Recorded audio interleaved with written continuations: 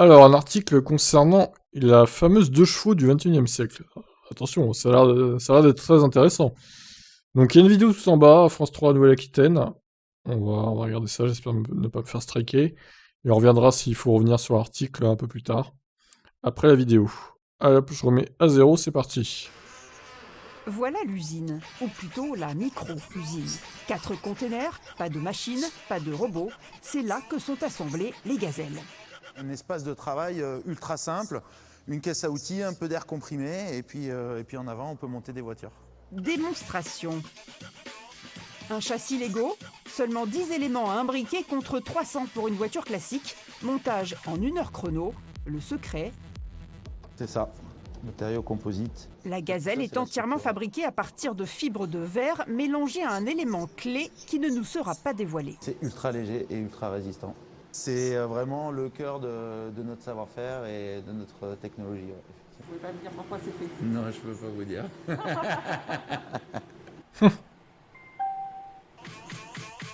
Gaël a levé 8 millions d'euros et fabriqué 4 prototypes, 8 ans pour en arriver là. Sa gazelle ne pèse que 900 kilos et consomme presque 2 fois moins d'énergie que ses concurrentes. On veut faire un peu la 2 chevaux du 21e siècle, quoi. Hyper économique, facile à réparer, 180 km d'autonomie pour 4 heures de recharge sur n'importe quelle prise domestique.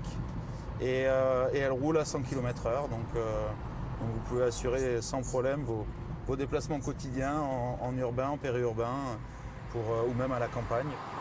Ce Bordelais docteur en génie mécanique ne veut pas se contenter de vendre ses voitures.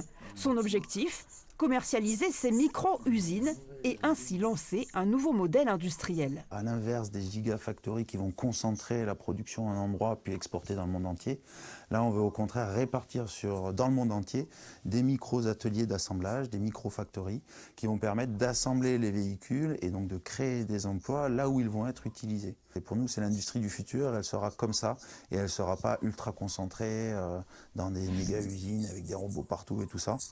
Gaël attend maintenant l'homologation à l'automne pour se lancer sur le marché. Fin. Alors, bon, il y a plusieurs choses qui me tracassent un petit peu. Alors, l'initiative est très bonne, hein, mais... Alors, le prix, déjà, de la voiture, je l'ai vu plus haut. 20 000 euros, autour de 20 000 euros, c'est hors bonus, j'imagine.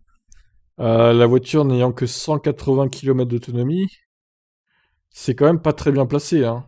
La Twingo, c'est à peu près dans les mêmes chiffres. Et elle est quand même mieux en termes de confort, de performance, etc. Alors, il a dit en 4 heures, on peut recharger sur une prise classique, donc tu multiplies par 2,5, on va dire. Elle a ouais, entre 9 et 10 kWh la batterie, je pense, de capacité.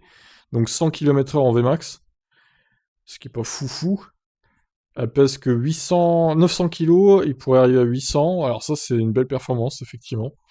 Maintenant, moi, je la trouve un petit peu chère, cette voiture, quand même. Je sais bien que c'est pas d'industriel, donc forcément, ça augmente les prix.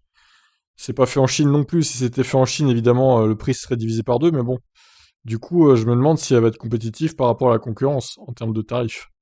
J'ai un peu peur que ça ne soit pas le cas, malheureusement. J'ai fait un petit arrêt sur image sur l'écran de la voiture. Total, 105 km, trip 0 km. T'as l'heure, la date. C'est très, très simple, hein, je dirais. L'autonomie... Ah oui, t'as l'autonomie en bas, 142 km. Bon, ils ont mis un quatrième chiffre, mais bon, il va pas servir beaucoup, du coup. Ça dit aussi qu'il a levé 8 millions d'euros et fabriqué 4 prototypes.